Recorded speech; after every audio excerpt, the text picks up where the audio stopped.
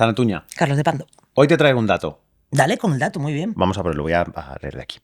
Según el estudio La profesión del guionista en España, que presentamos hace poco en el podcast, solo el 44% de los guionistas se dedica enteramente a escribir guiones. Es decir, más de la mitad de guionistas que trabajan en España compaginan su trabajo como guionistas con otros trabajos. Vale. Lo cual habla regular de la situación en la que estamos. Pero bueno. Sí.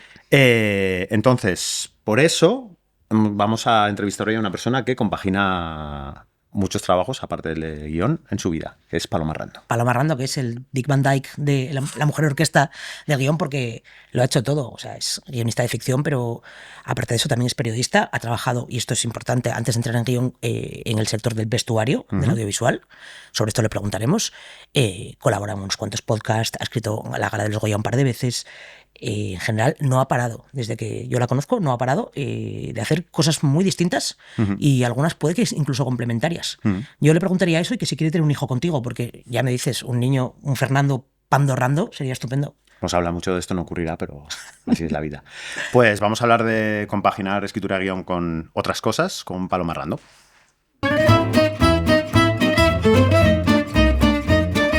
Esto ya se ha hecho, es el podcast oficial de ALMA, Sindicato de Guionistas de España, con la colaboración de DAMA, entidad de gestión de derechos de autor de medios audiovisuales. Sarantuña, Carlos de Pando. hoy tenemos a Paloma Rando con nosotros, es que no hace Paloma. falta más presentación. ¿Qué tal? ¿Cómo estás? Hola, pues encantada de estar aquí, muy ilusionada y muy nerviosa, la verdad. ¡Anda ya! ¿Pero Sí. nerviosa por Me había qué? dicho antes que es fan. Eso me pregunto yo, delante de vosotros, ¿por qué iba a estar nerviosa? Pero sí, lo estoy. Pues nada, pues vamos a empezar por la primera y ya rompemos el hielo, que es la Muy que bien. le hacemos a todo el mundo, que es por qué te quisiste dedicar al guión. Pues no tengo una gran epifanía ni un gran momento. Sí que es verdad que sobre todo desde la adolescencia, me empecé a aficionar mucho al cine. A la tele ya venía aficionado, como creo que casi cualquiera, ¿no? De nuestra generación. Hemos sido niños criados con la tele, ¿no? Y con el cine, pues de repente, no recuerdo muy bien en qué momento, pero a partir de los 13, 14 años sí que pues ya era momento de comprar fotogramas. No podía ir al cine sola todavía, no tenía edad de esos menesteres, pero sí que, por ejemplo, se organizaba en mi casa todos los años por mi iniciativa, ver la gala de los Goya con todos mis amigos, y entonces yo tenía como dos alternativas.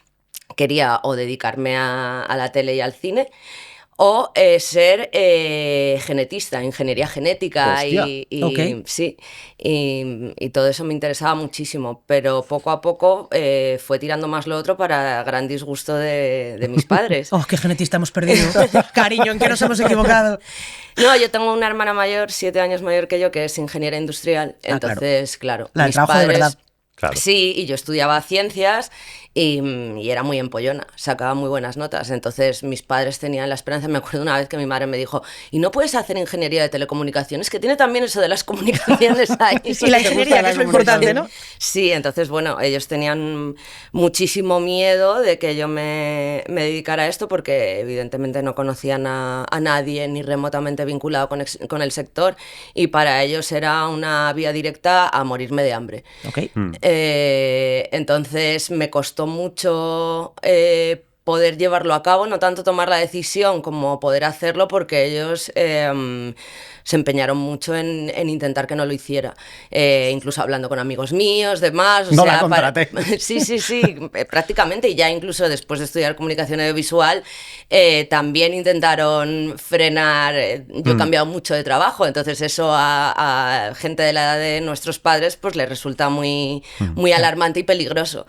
Claro. Y bueno, al final he hecho un poco lo que me ha dado la gana. Y en cuanto a... Yo no recuerdo así ningún momento de gran descubrimiento, pero sí que me acuerdo de una vez, de la primera vez que vi Átame. Y estaba sola en casa, yo creo que tenía 14 o 15 años, y me emitían un programa en Telecinco que se llamaba La Gran Ilusión, que presentaba Sí. Concha García Campoy, no Claro. sé si os acordáis. Y vi Átame, de casualidad, pusieron Átame y la vi, y claro, aluciné. Nunca esperaba o nunca había imaginado que una película pudiera contarse así, ni ser tan explícita, ni contar esas cosas. Entonces, sí que pues Átame es un ejemplo, y hubo más, me fueron llevando a inclinarme a... Quiero hacer esto, quiero dedicarme a esto. Y en el momento en el que pues ya lees revistas, te informas y tal, descubres que el origen de todo está en el guión, ¿no? Entonces siempre tuve vocación de guionista. Qué guay. ¿Vale? Pero previo a eso, y por eso también por estás aquí, hubo vestuario. Huh. ¿Cómo ocurrió esto? ¿Cómo llegaste de quiero hacer esta película? El vestuario a lo mejor. ¿Porque el guión va a ser más complicado o cómo?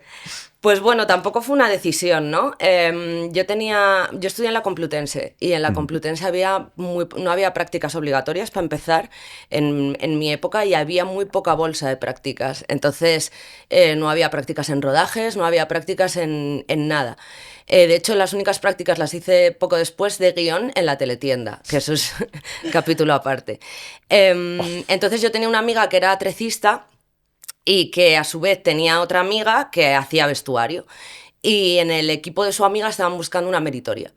Y me dijo, yo sé que tú quieres hacer guión, pero igual esto te interesa. A mí me interesaba la moda también de antemano, no profesionalmente, pero sí como interés personal. Y entonces dije que sí sin dudar. Empecé a trabajar, hice un meritoriaje en una serie que se llamaba Con dos tacones, que se emitió en 2006. Y estaba todavía en la facultad. Yo no sé si los 2 últimos años de carrera los compaginé ya con rodaje. Y entré a trabajar en una empresa de vestuario que se llamaba Lucard, y ellos proveían de servicios de vestuario a diferentes producciones. Entonces era fácil que si entrabas ahí y les gustaba cómo trabajabas, te fueran promocionando y te fueran derivando a otra serie de proyectos. Entonces yo entré en esa serie y prácticamente desde ahí estuve como, pues no sé, 4 o 5 años sin parar. Y saltando de una serie a otra, de un proyecto a otro, y cada vez ganando más responsabilidad, porque pues empecé como meritoria, luego fui auxiliar, luego fui ayudante y luego fui estilista. ¿Y te dio tiempo a acabar la carrera? O sea, ibas compaginando esto con los estudios y acabaste la carrera. Sí. Porque mucha gente que le surge un primer trabajo cuando está estudiando dice, no sé qué hacer, porque igual dejarlo, no dejarlo, tal. Bueno, te las arreglaste para compaginarlo, que viene siendo la tónica de toda tu vida laboral, ¿no? Estar haciendo 1000 cosas a la vez. Sí, conseguí terminarlos, ya me había independizado incluso, porque yo me independicé a los 21 también, o sea, en esa primera serie no, pero en la segunda ya dije, me voy de mi casa.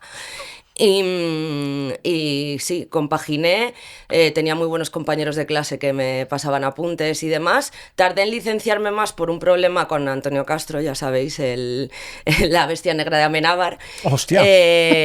Pero en realidad yo me saqué esos 2 años por curso, y lo que pasa que una asignatura pues no me la pusieron como aprobada hasta mucho después por este señor.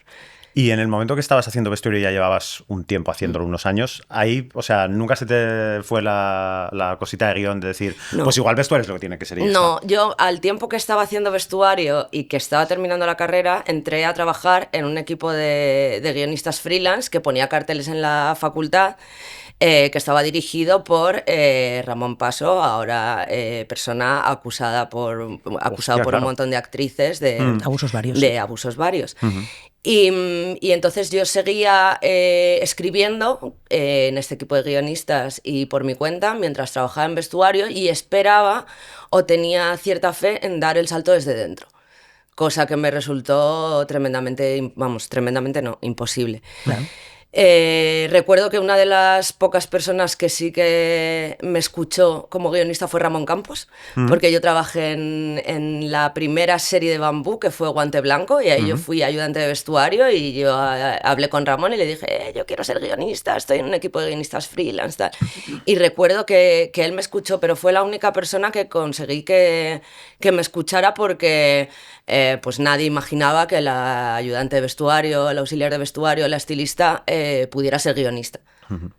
Y entonces, ¿el salto cómo se produce? Entonces yo lo que hice fue, después de una serie que terminé, matricularme en el máster de Globomedia. Tenía paro suficiente para estar un año cobrando el paro y estudiando el máster, porque en realidad yo quise estudiar el máster porque el máster tenía prácticas. Claro. Entonces, esa era la única baza que yo veía para que yo pudiera entrar en un equipo de guión y por lo menos que me vieran, que igual eso no servía de nada, pero había terminado bien con mis jefes y las puertas de vestuario estaban abiertas. Y yo sabía que si después de ese año las cosas no iban bien y no conseguía trabajo, pues podía volver a Y vestuario. además en ese momento sí que había mucha gente del máster de Globo que se quedaba luego en las Sí. distintas producciones Sí. de Globo, Sí. cosa que ahora ya igual no Sí. es tan sencillo, pero en ese momento sí era una posibilidad. Y que Sí, Sí. rotaban por series y demás. Sí. Sí. Sí, hacíamos 4 rotaciones en aquella época, una de un mes en cada sitio. Y yo conseguí quedarme en 2. Entonces hice un programa para La Sexta de 4 episodios y luego di a parar al equipo de una serie que se iba a llamar El Profesor, que era una adaptación de una serie italiana. Que acabó convirtiéndose en Luna, el misterio de Calenda, una serie de Antena 3. Con Hombre Lobo. Donde Sara fue una de mis primeras jefas. Yes. Quiero decir, creo que mi primera jefa. Y voy a contar una anécdota muy breve, si queréis la quitáis, que es que la primera vez que yo entré a una sala de guión y estaba Sara, lo primero que pensé es, uff, qué alivio, hay otra bollera. Yes. No le quito la coma a lo que ha dicho. Yo probablemente, luego pensé que asustando, Mona, ¿eh? yo probablemente pensé que Mona va siempre esta chica, porque ya se vestía como ahora, muy bien.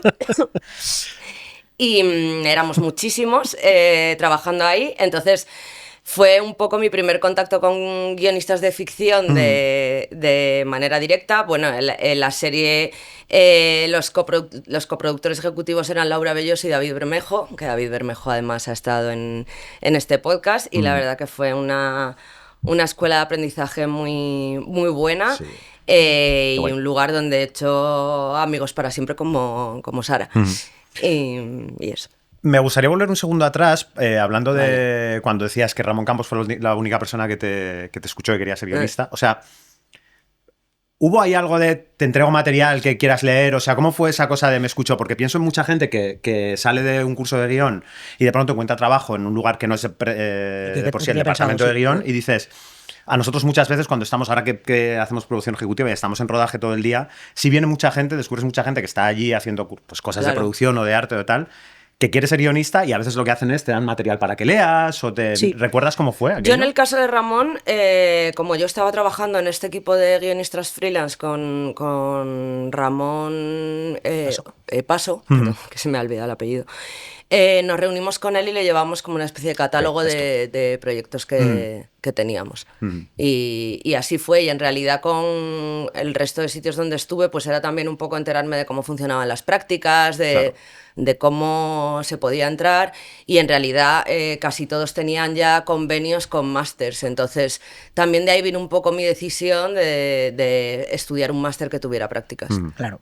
¿Estás entonces en tu primer trabajo como guionista? Primer trabajo de ficción. ¿Alguna vez en ese trabajo o posteriormente pensaste, madre de Dios, con lo bien que estaba yo en vestuario?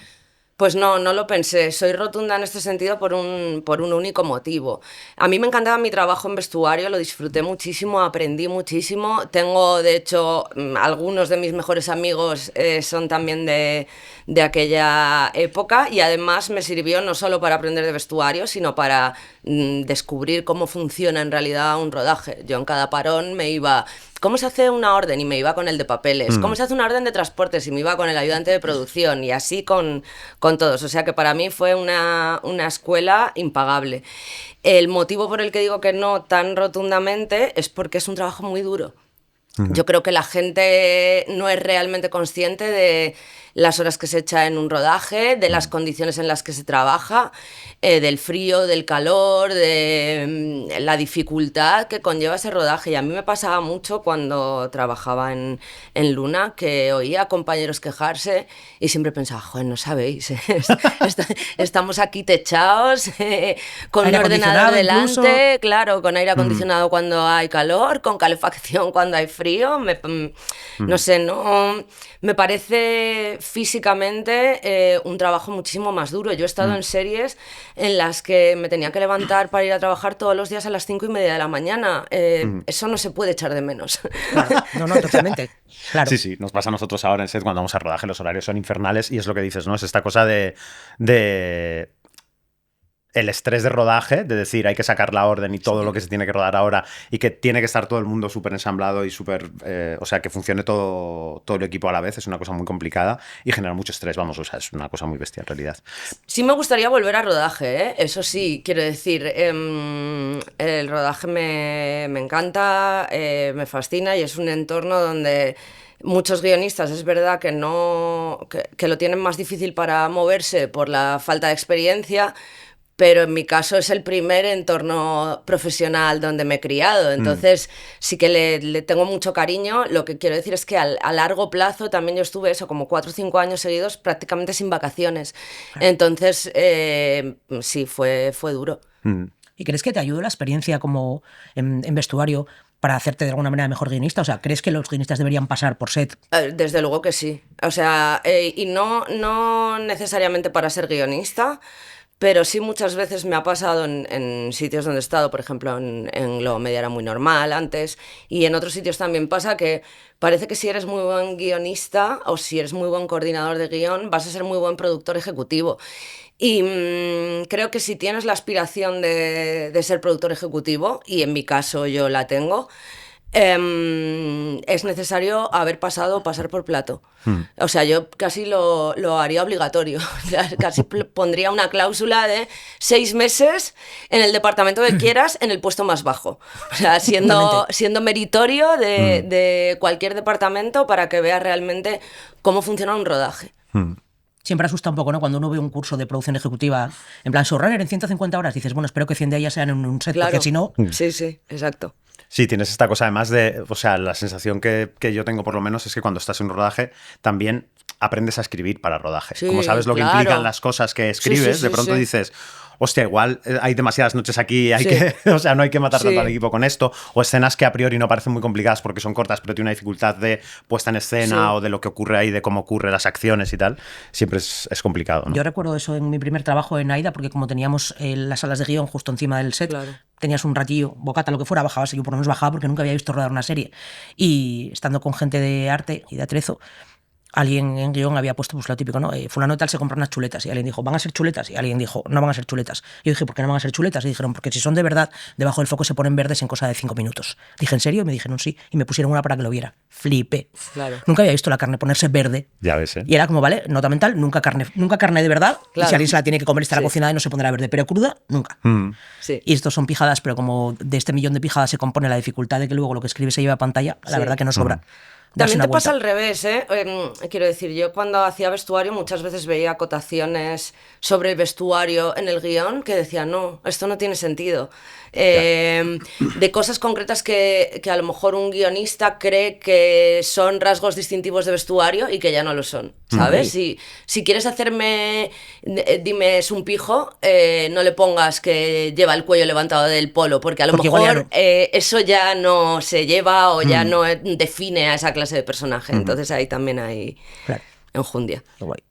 Y una vez que estuviste en Luna, claro, siempre hablamos de que es muy difícil entrar a ser, o sea, empezar a ser guionista, pero también es muy difícil mantenerse. O sea, ¿cómo das el paso al segundo trabajo? Una vez que has hecho la serie se estrena y entiendo que dura hasta donde dura, como todos los proyectos, y 2 un principio, un temporadas fin, tuvimos. y Pues, 2 temporadas, bueno. Me alegro nada mucho mal. de que me hagas esta pregunta porque justo después de Luna yo sufrí probablemente el parón más grande profesional que he tenido, porque yo creo que Luna terminó como en 2012, ¿puede ser? Yo creo que 2012, 2013, y ahí fue cuando vino la crisis grande en España, o sea, cuando llegaron las medidas fuertes de la crisis de 2008 a España y afectó muchísimo al audiovisual. Yo recuerdo que en ese momento, que no era raro, por lo menos en Globo Media, que hubiese equipos de guión de 12 o 13 personas, de repente pasaron a ser equipos de guión de 4. De 5. Entonces, evidentemente, las personas que habíamos llegado los últimos, fuimos los primeros en quedarnos sin trabajo. Y entonces ahí hice de todo. Volví a hacer vestuario, hice refuerzos en series, me acuerdo que hice algún refuerzo en Isabel.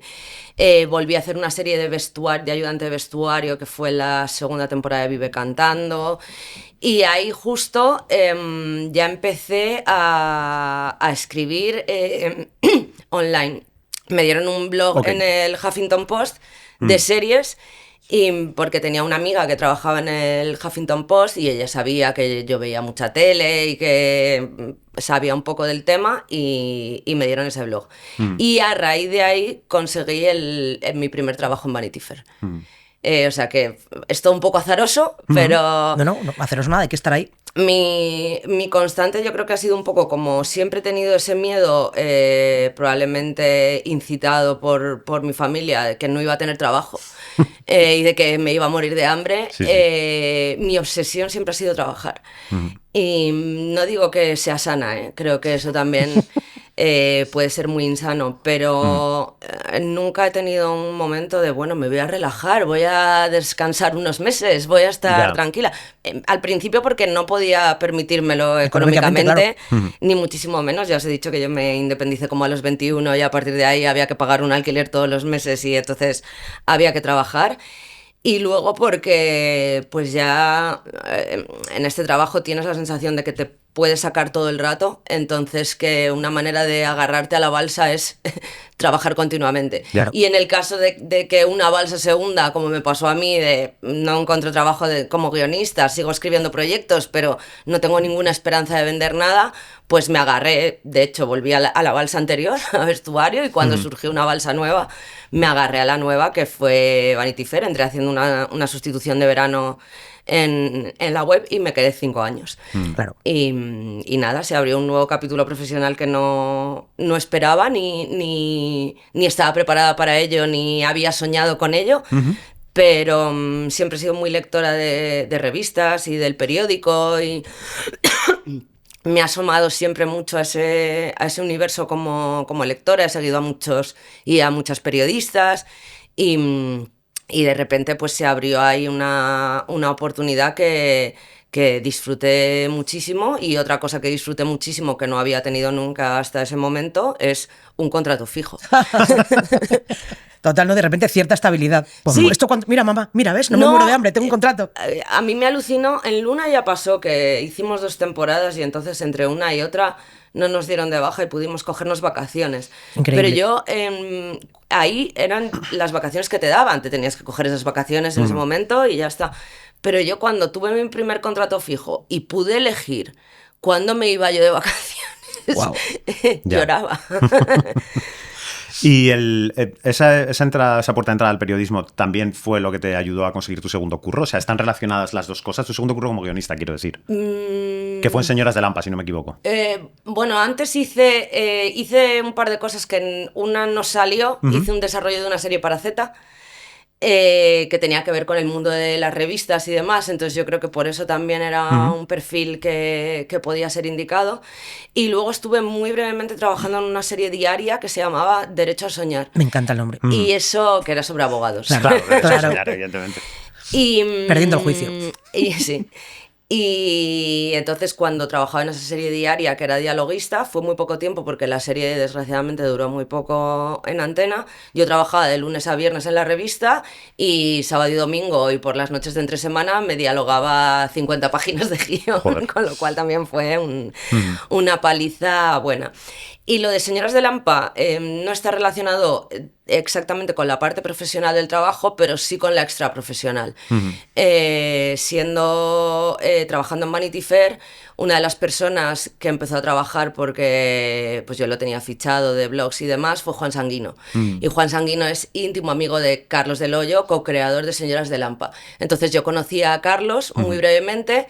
Y cuando surgió la oportunidad de hacer una segunda temporada, él quiso formar un equipo de guión más grande porque la primera solo la habían escrito él y Abril Zamora y no les daba la vida porque además Carlos dirigía bastante, eran productores ejecutivos y demás. Entonces, Carlos se acordó de mí.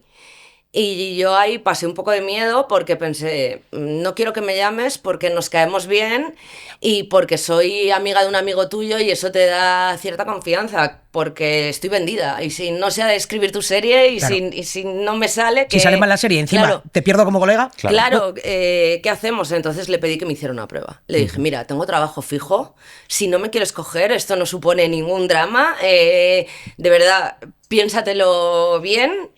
Y entonces me hizo una prueba y leyó la prueba y le gustó mucho.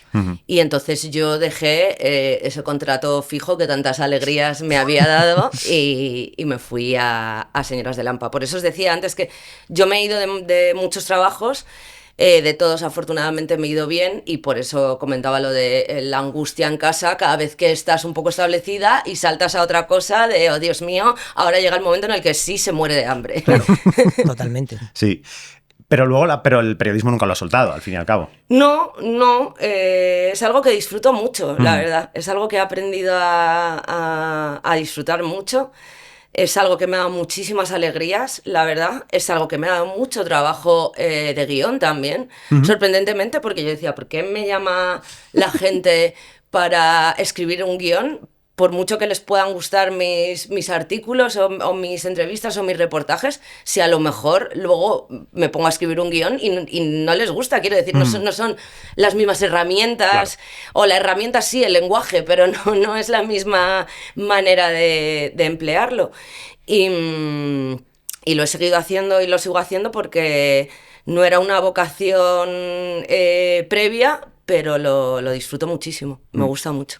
Y en algún momento se te mezcla una cosa con la otra, en algún momento dices, vale, como periodista, esta es mi columna sobre esta serie, como guionista, ¿qué palos le daría a tu serie si trabajara en ella? Yo siempre digo que escribo series que no me gustaría tener que criticar y critico series que me encantaría escribir. Molt bé. Sí. Qué fina, ¿eh? Sí, totalmente. Siempre. Sí, luego yo no soy, creo que es cuando escribo...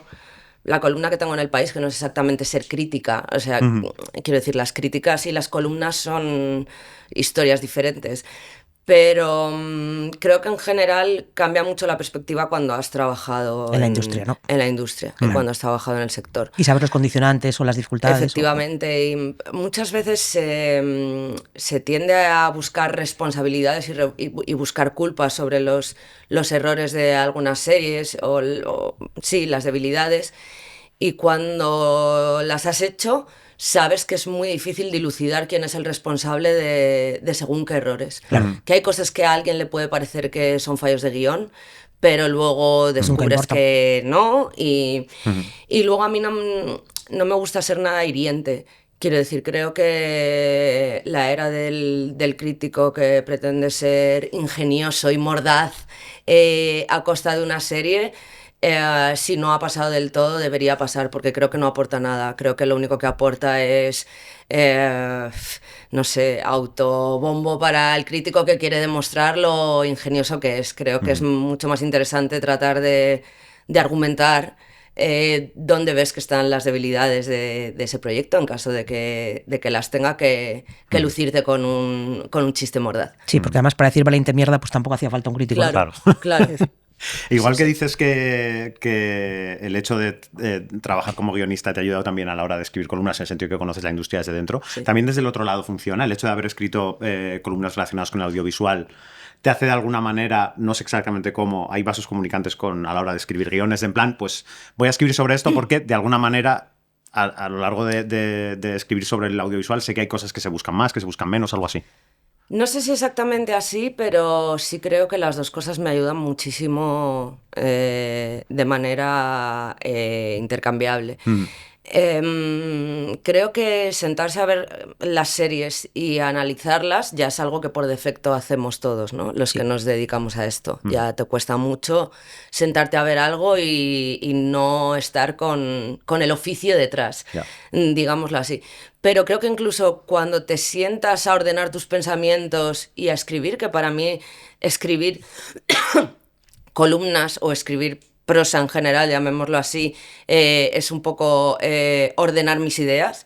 Creo que eso también me ayuda a la hora de luego pues intentar no cometer ciertos errores o al contrario, aprender muchísimo de los hallazgos y de los aciertos de otros. A mí me pasa mucho, fíjate, escuchándote decir esto, que o sea, con los años, a medida que tengo un poco más de experiencia, veo más cosas que no me gustan que cosas que me gustan. O sea, y veo voluntariamente cosas que no me gustan, quiero decir. Las que me gustan, por supuesto que las veo, pero las que ya tengo claro que no me van a gustar, porque no es mi rollo, porque no es este tipo de comedia, a lo mejor este no es el tono que me gusta a mí para la comedia, como espectadora hablo, ¿eh? Y aún así dices, yo veo el piloto de todo lo que se estrena, y si no me gusta, con más razón.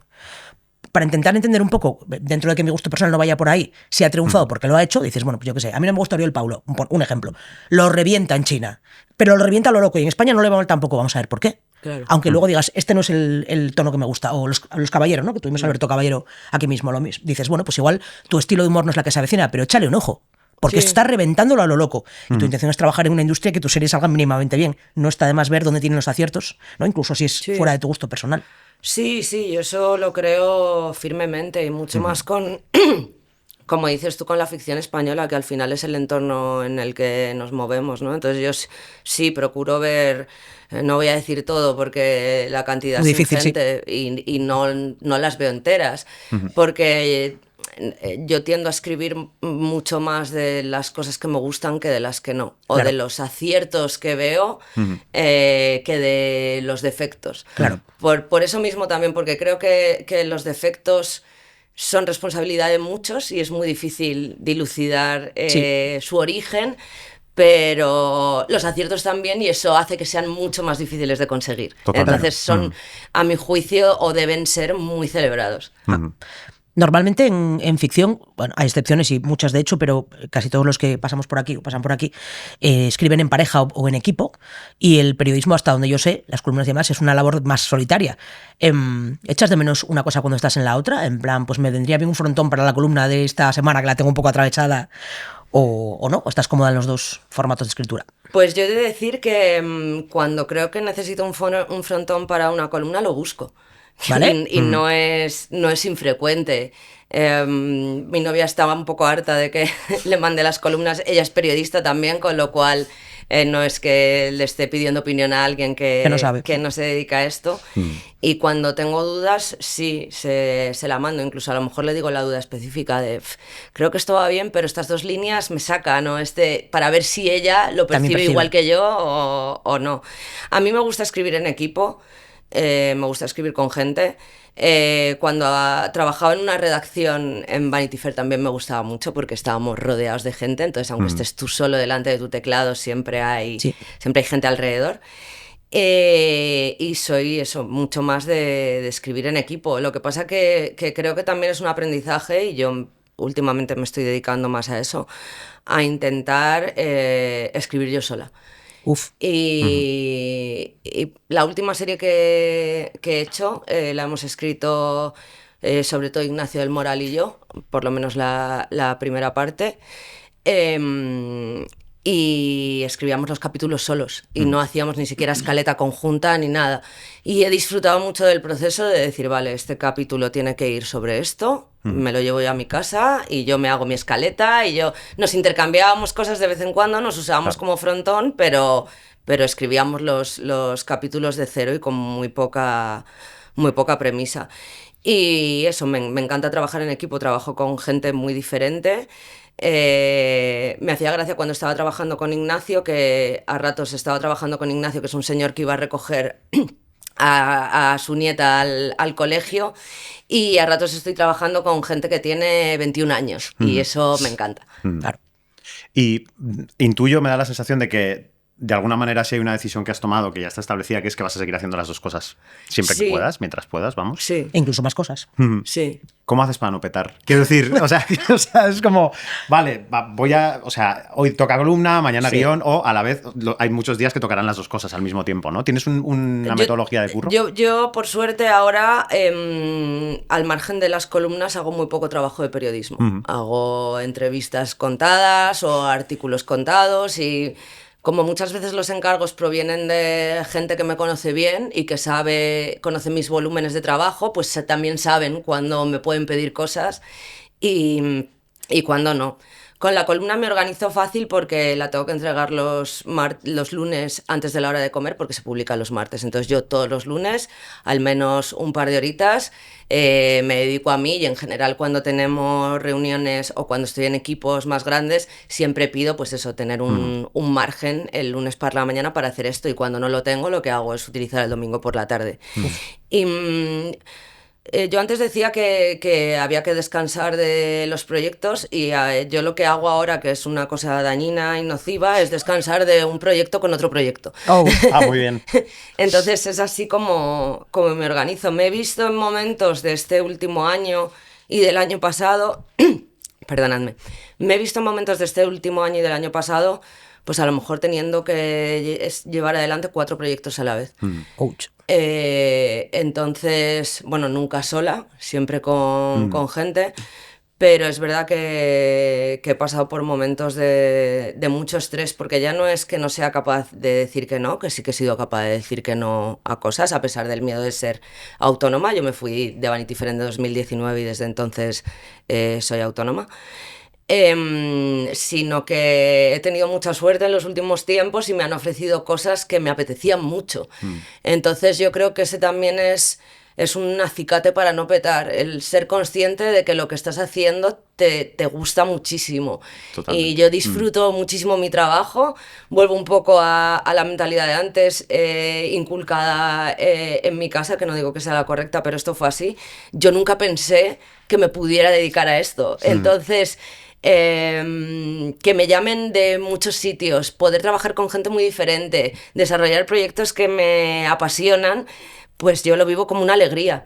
Y es una putada porque es muy difícil caer en la autoexplotación, en la que yo ahora mismo, hoy en concreto no vivo, pero en la que sí vivo recurrentemente y en la que probablemente esté inmersa dentro de 2 semanas. Y hay que saber distanciarse y priorizar, pero a mí me cuesta. Claramente. Hacemos un desvío pequeñito a los Goya, porque has escrito 2 galas de los Goya. Sí. No una, sino 2. O sea, reincidente. ¿Cómo surge la propuesta de esto? Porque esto sí que o sea, intuyo que esto es una habilidad ya diferente a las otras 2. Ya es como escribir una gala, otra cosa completamente distinta. Y esa gala, además. Pues para mí, cuando yo recibí la primera llamada, bueno, voy a empezar por orden. Sicilia, 1920. Sí, prácticamente. 31 de octubre de 2023. O sea, hace exactamente hoy ¿Oh, es verdad? 2 años. Qué fuerte, Ok. sí. Hoy hace 2 años. Hoy grabación, emisión no sabemos. Sí, Pero sí, perdón. hoy grabación. Esto lo cortarán. Sí. 31 de octubre de 2023, la Academia anuncia que los presentadores de la siguiente gala de los Goya, esto es la de 2024, iban a ser los Javis y Ana Belén. 31 de octubre de 2023 es lunes. ¿Qué hago yo los lunes? La columna Escribir del mi País. columna. Entonces, me parecía un tema estupendo para hablar de lo difícil que es hacer una gala de los Goya, pero que el hecho de que la fuesen a presentar los Javis y Ana Belén me daba esperanzas de que pudiera ser una buena gala. Escribió en la columna cosas como hacer una gala de los Goya es un regalo envenenado. O sea, Toda mi compasión para los guionistas Sí, que les toque ni de esto. coña me quiero ver yo ahí. Casi, pero lo del regalo envenenado fue literal, y que siempre tenemos fe en las galas de los Goya, pero que luego son un desastre. O sea, no dicho así, pero vamos, esto sí. prácticamente dicho así. Y como conozco a alguna gente en la academia, intenté enterarme de quién la escribía, porque no se anunció quién la escribía, solo se anunció quién la presentaba. Y no fue infructuoso, no lo conseguí, entonces tuve que mandar mi columna sin saber quién la escribía, pero bueno, más o menos conseguí armarla. Mando mi columna a las, no sé, 2 de la tarde y a las 4 de la tarde recibo una llamada. Hostia. Sí, es que Tal fue cual. tal cual os lo cuento. A las 4 El de la regalo tarde envenenado, te amo. recibo una llamada de una persona a la que entonces no conocía y hoy adoro, que es Ángel Custodio, codirector de la gala junto a Tina Rubira en los últimos años, porque la gala la produce Yes Music. Y entonces me dice que si quiero escribir la gala de los Goya, que no me puede decir con quién todavía y que no me puede dar muchos más datos porque yo tenía que decir que sí para que ellos presentaran mi candidatura de alguna manera a la academia y que la academia la aprobara. Entonces, claro, yo aluciné. El regalo envenenado. Porque además ni siquiera se había publicado la columna, que ni siquiera puedes decir, Ha sido por esto. no, Claro. oye, es que igual ha sido por esto, o no, esto va a la contra. No, fue en esas horas entre que yo la entregué y se publicó. Entonces yo estaba con varios proyectos para variar en ese momento, pero me lo pensé muy, muy brevemente porque en ese momento tuve claro que, esto va a sonar muy cursi, pero es así, tal cual lo pensé, que la adolescente de 13, 14 años que invitaba a sus amigos a casa a ver la gala de los Goya, Se lo merecía. tenía que escribir esa gala y que era lo mejor que le podía pasar, y que si pudiera ir atrás y decirle a esa chica dentro de no sé cuántos años, Te llamarán para la esto. estarás escribiendo tú, esa chica se iba a caer muerta. Qué guay. Sí. Wow. Entonces, en realidad, me llamaron para escribir esa gala de los Goya, a pesar de que nadie en Yes Music, ni Ángel Custodio, ni nadie allí me conocía, porque algo que descubrí yo a posteriori, pero que no me resultó raro imaginar, me habían recomendado los Javis. Porque yo ya llevaba tiempo trabajando con los Javis, entonces ellos me habían recomendado. Es algo muy común que se tenga en cuenta la opinión de los presentadores a la hora de elegir guionistas, que fue exactamente lo mismo que pasó al año siguiente. Al año siguiente, Maribel Verdú y Leonor Watling, por su cuenta, cada una por separado, habían hecho lista de qué guionistas les gustaría tener en su gala de los Goya.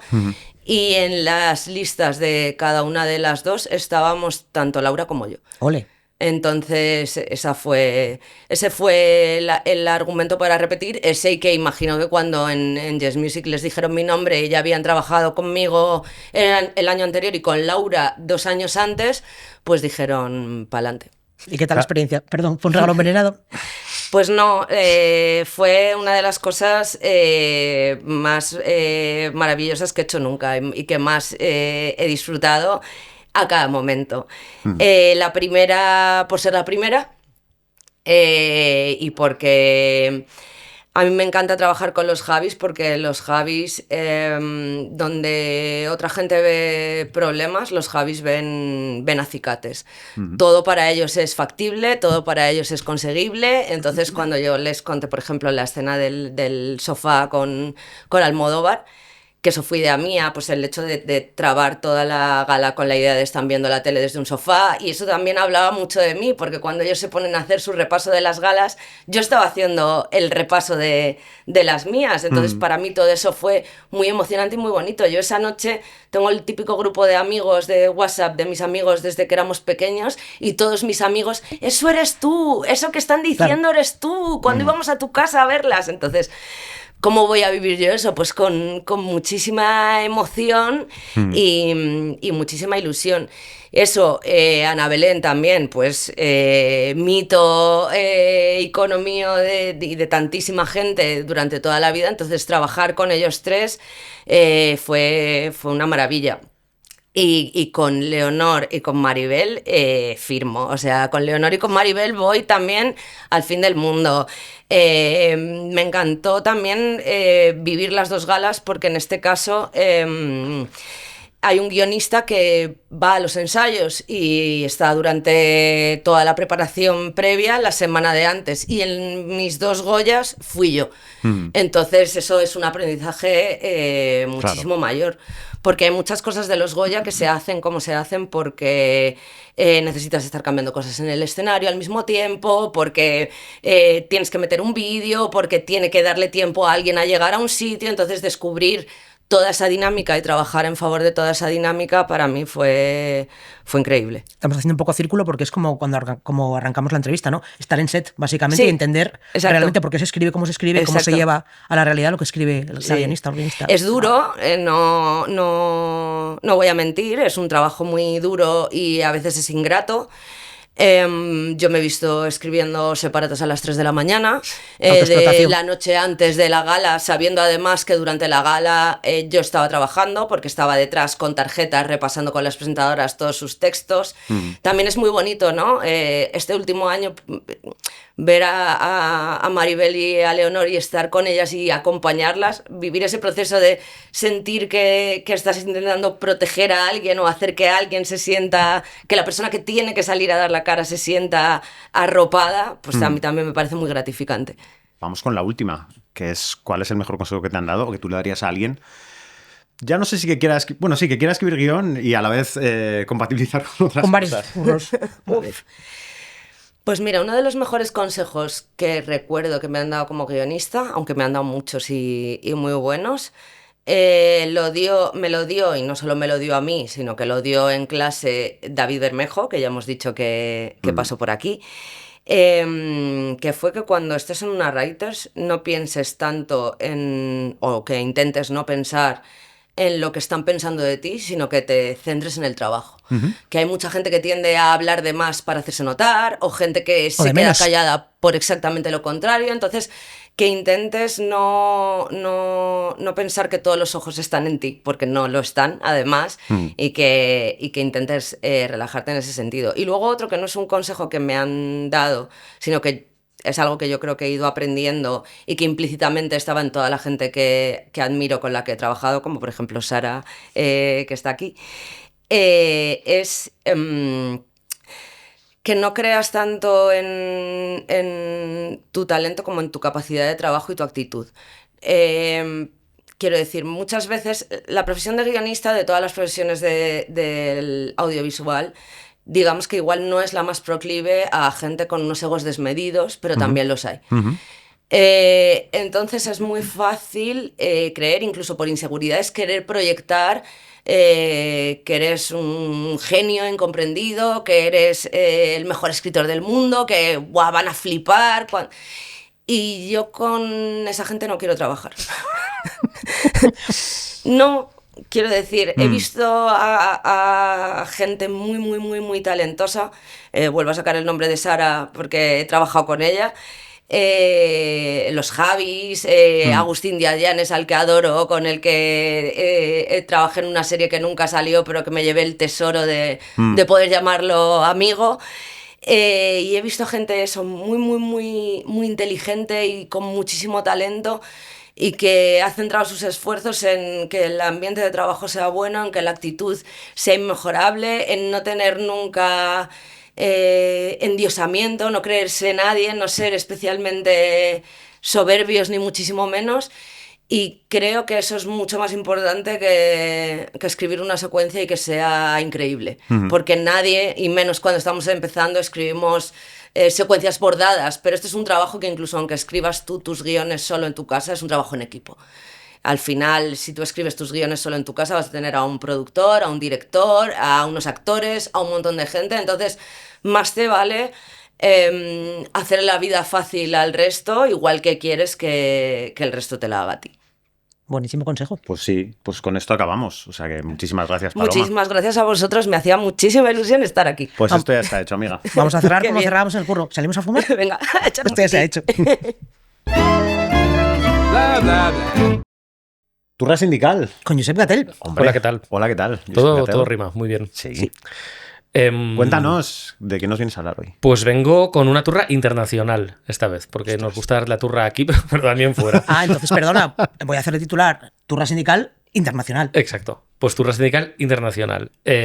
¿Cómo damos la turra fuera de España? Es lo que vamos a contar hoy. Está la FSE, que ya hablaremos de esto también, pero hay algo un poquito más grande que es la IAWG, que es como unas siglas de las que hablamos menos, y que es la Afiliación Internacional de Sindicatos de Guionistas. Es una agrupación a nivel mundial donde hay las almas de todos los países, o de todos los que forman parte, y formamos parte de esta asociación. Estamos nosotros, pero también está el WGA, está Canadá, está Sudáfrica, está Alemania, Reino Unido, y todos los años hay una asamblea general, y os cuento esto porque el pasado 6, 7 y 8 de octubre tuvimos una asamblea general presencial. Cada 2 años nos juntamos en una ciudad, hablo en plural, me refiero a Alma, porque somos miembros de pleno derecho, en Bombay, ¿vale? En la India.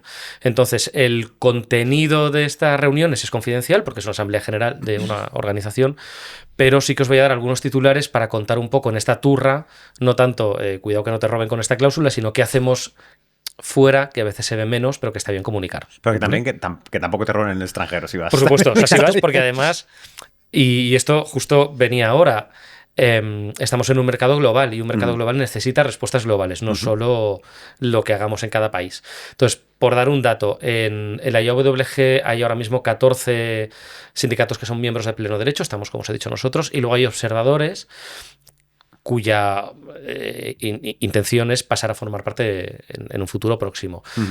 Ahora mismo esos observadores son Corea y Brasil, y entre todos los guionistas que juntamos, digamos, entre todos los sindicatos, ahora mismo se representan los derechos y se pelea por 67.000 guionistas en todo el mundo, que es un número bastante considerable. Joder. Pondremos en la descripción la web de la IAWG, qué hace, quién está, quién no está, cómo funciona, bla, bla, bla. ¿Vale?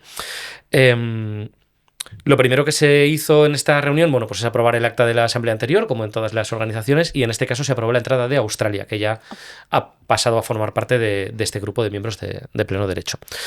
El grueso de lo que se suele hablar en la IAWG, o sea, el core de las reuniones todos los años, y esto es una cosa importante, es la negociación colectiva, porque es lo importante y es donde realmente se pelea. Se pone en común, se comparte experiencias de pues, qué sindicatos la ejercen con más fuerza y con más autoridad y cuáles no están todavía en ese punto, pero sí que todos los sindicatos que están en la IAWG tienen por requisito de estatutos que ser capaces de ejercer negociación colectiva en sus respectivos países. Vale. Esto se hace para que la organización pues, no tenga dos velocidades internamente y que luego cuando se da una respuesta global pues se haga con conocimiento de causa. Un ejemplo de esto, no de este año, pero pues de la reunión de hace 2 que fue en Montreal, la huelga del WGA, ¿no? De cómo colectivamente un sindicato puede parar una industria, qué se negocia, cómo se negocia. Ahí se comparte mucha información que es súper útil, bueno, tanto por si llega el caso, que esperemos que no, pero bueno, por cómo se gestiona un evento de este tipo, ¿no? Aparte de la negociación colectiva, también se habló de 2 temas importantes este año. Uno era la protección y promoción de la cultura y libertad de expresión, por razones obvias también de la realidad en la que estamos, y la inteligencia artificial, que además va muy relacionado con lo anterior. Sobre lo primero, se habló en concreto de la participación de la IAWG en un evento que se llama Mondiacult, que tuvo lugar en Barcelona este año y que, lo voy a leer, es una conferencia mundial sobre políticas culturales y desarrollo sostenible organizada por la UNESCO. ¿Vale? Okay. Entonces, nosotros, la IAWG, y en concreto Ana Pineda, que es nuestra directora general, acudió a esta reunión. Y luego pues en la asamblea se habló un poco de conclusiones que se había hablado, que no, documentos que se hacen luego, de cómo podemos hacer lobby, cómo podemos influir y cómo podemos transmitir nuestros mensajes cuando se habla de libertad de expresión, protección de la cultura, bla, bla, bla. Sobre inteligencia artificial, pues cada sindicato comparte su experiencia de cómo está la legislación en cada país, qué políticas conjuntas se pueden hacer y en concreto este año se habló también pues, de la guía de Netflix que ha sacado, que también pondremos un enlace sobre el uso de la IA y que nos parece que no, cómo vamos a dar respuesta a esto, si la vamos a dar y cómo cada país luego puede aplicar o aprender de los otros, sobre todo porque esto sí que tiene velocidades muy distintas en cada territorio y cómo, bueno, pues en cada lugar se hace de una manera, ¿no? Y se enfrenta de una manera distinta. Otra mesa que hubo, esta en concreto, pues tenía que ver con que esto se celebraba en la India. No lo he dicho, acudí yo presencialmente y Ana, la directora general de Alma, Ana Pineda, estuvo de forma remota participando. Hubo una mesa redonda con guionistas de la India donde se habló un poco ya de la realidad específica de su país, bueno, su país gigantesco, miles de millones de personas literalmente, pero cómo trabajan, cómo funcionan allí, en qué punto están, cuál es su principal pelea, cuál no, que esto también es muy bueno para compartir información. Y se debatió un poco también sobre el próximo Congreso Mundial de Guionistas, que se celebra cada 2 años. El anterior fue en Irlanda, en Galway. El segundo que hubo fue en Barcelona, de hecho, y se habló un poco pues, de dónde va a ser el siguiente, que toca para 2026, y bueno, pues se trabaja un poco de qué paneles va a haber, cuál va a ser el tema, cómo se va a fomentar la participación de guionistas de todo el mundo, un poco lo que hacemos en Alma con el encuentro en España, el que tuvimos en Sevilla, pero a nivel mundial, ¿vale? Y luego hay una última reunión donde solo participan los cargos ejecutivos, digamos, del sindicato, o sea, en este caso la directora general, la reunión iba a decir de mayores, pero no de mayores, donde se habla pues, de la agenda de la próxima reunión y se tratan temas mucho más técnicos que igual pues, los guionistas que acudimos por parte de las juntas pues, controlamos menos. Suele haber una división, o sea, hay una jornada de trabajo solo técnica y luego hay una reunión más de guionistas para hablar de temas más artísticos o de bajar a la tierra la profesión. Y esta es la turra de hoy, es muy cortita, ya os digo que no es tanto cuidado con esta cláusula, sino hay cosas que hacemos que igual no se comunican o que no se cuentan tanto, pero que está bien que sepamos, porque en Alma siempre lo decimos, la afiliación, o sea, tu afiliación es nuestra fuerza, pero aquí y fuera, y no solo en Alma, en la FSI y en la IAWG, cuanto más unidas y unidos estemos en un mercado que cada vez es más global, pues más fácil será dar respuestas a empresas que actúan de forma global y que además no siempre lo hacen de la misma manera en los distintos países, y esto ya sabemos que puede traer problemas. Así que nada, formamos parte de algo muy grande, muy guay, que hay que seguir apoyando, y gracias por venir y por remar, y hasta aquí la turra internacional. Muy bien. Muy bien, porque podemos decir a robar a Sierra Morena, pero también a robar a los Apeninos, a robar al Everest, a robar a los Apalaches. Todo. Sí, a todos los... Sí, una sí. chapa distinta para... Una chapa distinta Exactamente. para cada Sí, una ONU de robar. sindicato de guionistas. Exacto. Muchísimas gracias. Muchas gracias, Josep. Vosotros. Hasta aquí el programa de hoy. Recordamos que podéis enviar vuestras preguntas a podcastalma@sindicatoalma.es, porque haremos un Alma Responde en breve. Sí. Y ya está, pues esto ya se ha hecho un miércoles más. Esto ya se ha hecho es el podcast oficial de Alma, el Sindicato de Guionistas de España, con la colaboración de Dama, la entidad de gestión de derechos de autor de medios audiovisuales, y grabado en su sede de Madrid. Presentado por Sara Antuña y Carlos de Pablo. Dirección Alba Lucío y Josep Datel. Guión, documentación y producción Pablo Bartolomé, Diana Rojo, Borja González Santaolalla y Cristóbal Garrido. Producción y prensa Alma, Julia Yago y Ana Pineda. Redes sociales, Diego Soto. Diseño gráfico, Borja González Santaolalla. Realización y edición de Lemon Juice. Música, Music Library.